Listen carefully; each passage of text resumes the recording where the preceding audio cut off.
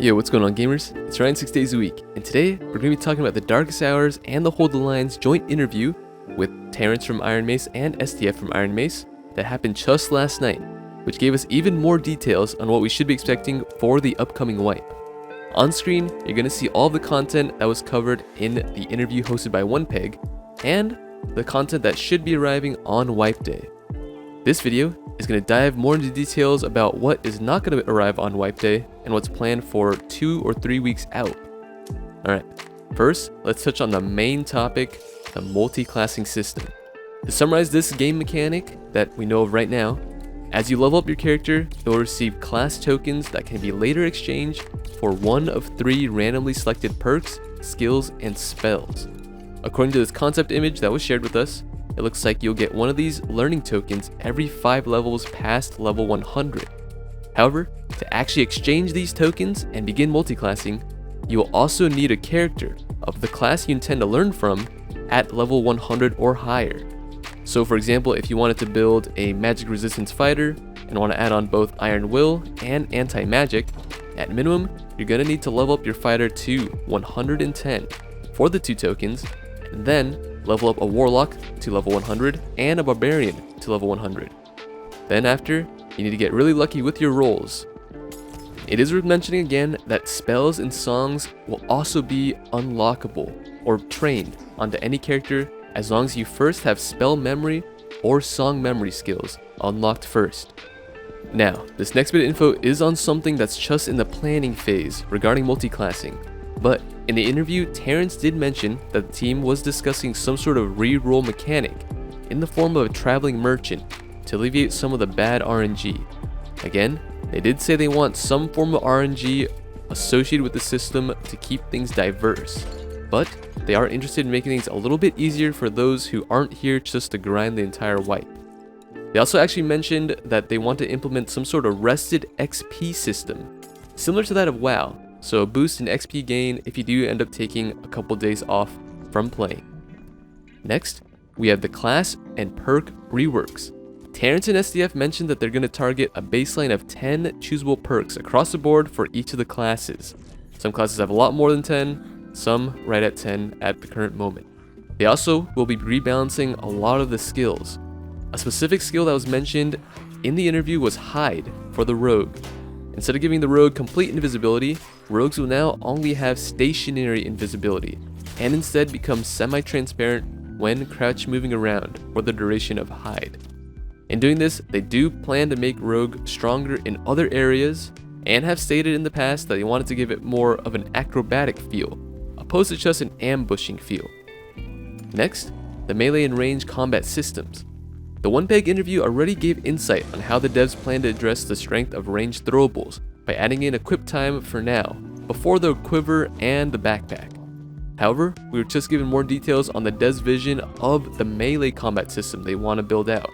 Right now, it does sound like we're actually at around the maximum skill expression level for the mechanical side of melee combat. Well, what does that mean? Right now our swing directions are telegraphed, and compared to most games, our movement is fairly slow. It's gonna stay like this. Terrence also did confirm that they do not want to add stamina to the game ever, or have a full-on chivalry styled combat system. So basically omnidirectional swinging and feints. However, they did state that they wanted to add more complexity in terms of positioning and decision making. Not much other info was given on this topic here, but to me that meant more interactive map elements, more unique weapon abilities, think longsword parry, and more diverse skills and perks to accompany melee combat. Next, we have random matchmaking and the arena. These two systems are not exactly dependent on each other, but I did group them together since they are around the same level of priority in terms of development. We sort of already know what random matchmaking is since it's a feature in many games, and essentially gives the player the option to autofill any empty team slots from whatever players are searching with random matchmaking on.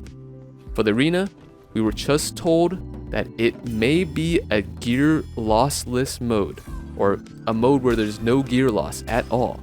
So you essentially go to the dungeon, build up the best kit you can, and then bring that kit to the arena to fight all the other best kits. That's the idea for now. I don't know if that will change. pretty limited information, but I think that's a very important detail that was brought up in the interview. Again, this is not a confirmation that it will behave like this on release, but this was the last idea kind of tossed around. Next, we have crafting and endgame gear.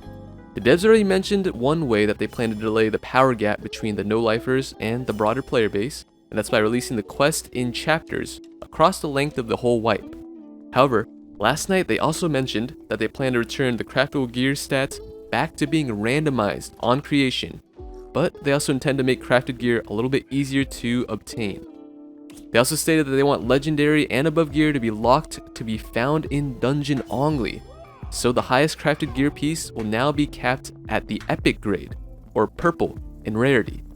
Additionally, they also want to make uniques much harder to get. They want them at such a scarcity that when a player does discover one, it's going to be huge news. Like, their name will be recognized. That's how rare they want these items to be. Next, we have the solo Goblin Caves experience. Terrence confirmed that the team is set on returning the 3x3 Goblin Caves layout to solos and not the 5x5 layout. It's going to be shelved for now. However, we will be getting more map variants of the 3x3 layout since they have a bunch more modules to work from. Additionally, solos will no longer have the option to double boss for unique items. This is going to be something gated behind the mystical gem room. So yes, technically bossing still will lead there, but a couple more steps now. And finally, Ironmace gave us a few more details on their upcoming marketing push. To start, everyone that currently has a Dark and Darker account, even if it's just a standard edition, will receive a 10-day trial code that they could freely send to a friend. We will also be seeing gifted keys coming soon and a game sale a little bit down the line.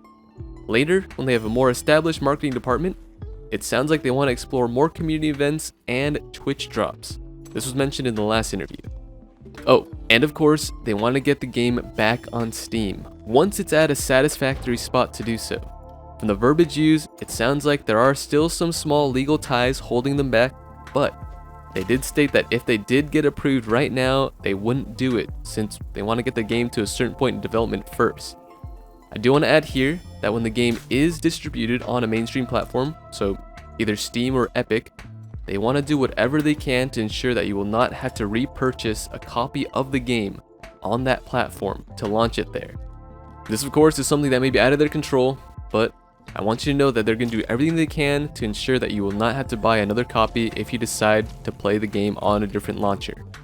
Alright gamers, Wipe is officially confirmed to be this Friday, March 15th. No official time is given yet, but I will do a community post on YouTube and my Discord when that does happen, and of course, streaming the game on Twitch. Again, Ironmace always sneaks in some cool stuff that they don't talk about, so I'm expecting some fun surprises. Oh, and we just got an update from So Bad Strange. The AP system will not be ready on Wipe Day. It's going through some tweaking, so maybe like a week after, we'll start seeing the leaderboards and the MMR system up.